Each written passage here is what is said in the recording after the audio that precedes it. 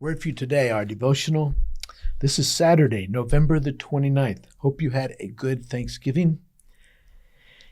Look for opportunities to do good. You know, when we think about Thanksgiving and all the things we have to be thankful for, one of the things to be thankful for is the opportunity to do something for someone else.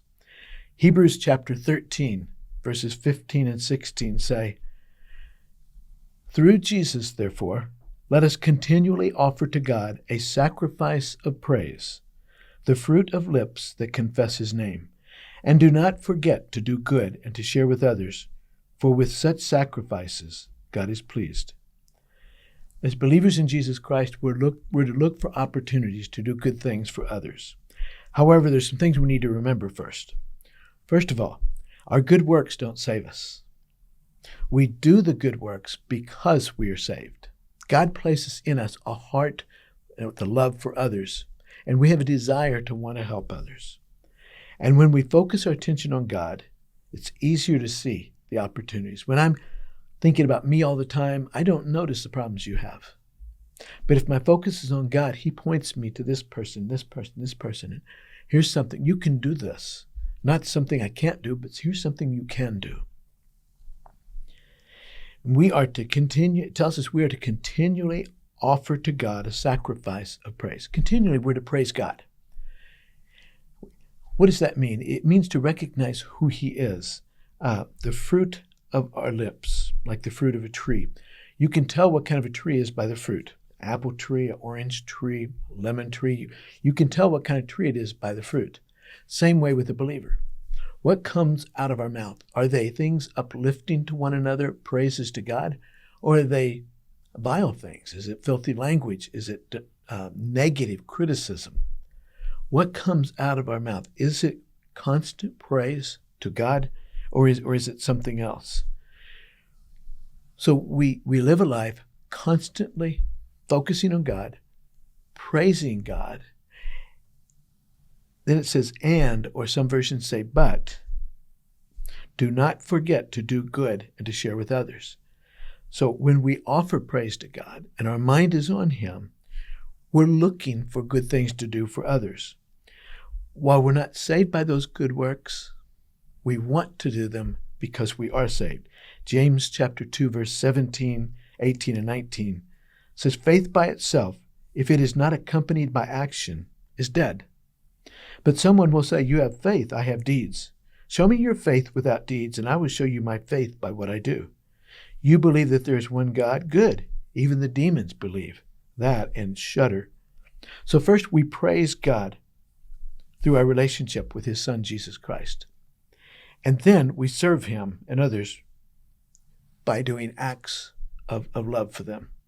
Now, praising God, sitting around praising God all the time, well, that's good. That's not enough. And just going around and doing good acts is good, but not enough. See, we need to do both. Praising God and doing good things for one another. That is a balanced life, and God is a balanced God. So let me ask you, do you spend time praising God, reading the Bible, talking to him, singing praises, singing songs to him? Do you spend time with God praising him? And then do you look for opportunities to serve others? Are you busy looking for opportunities to serve others, but you don't spend time talking to him? We get out of balance. There's a balance there. We don't have to, oh man, I got to find somebody to help. I got to find somebody to help. No, we spend time praising God, and he will lead us to the people to help. In World War II, there's a story that shows how the smallest thing can make a big difference. There was the British were conducting bombing raids over Berlin. One bomber got separated from the others, and these German fighter pilots came in, and they were shooting these bullets at this British bomber. And they heard those in the plane heard the bullets go by, striking the fuselage where the fuel was, and they were waiting for the explosion that never came. They were able to get back and land safely with their group. After they had gotten out of the plane and got situated, one of the mechanics came back and he brought them 5 bullets that he got out of the fuselage that should have blown up the plane. And as they opened those bullets, there was nothing in there but a small piece of paper. And here's what it said. "We are Polish POWs forced to make bullets.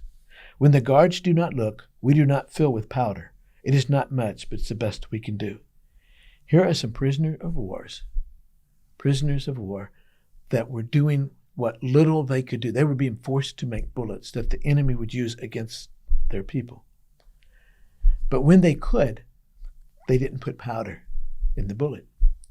And the guys in that plane were grateful because that little thing about not putting some powder in a few bullets saved the men in that plane.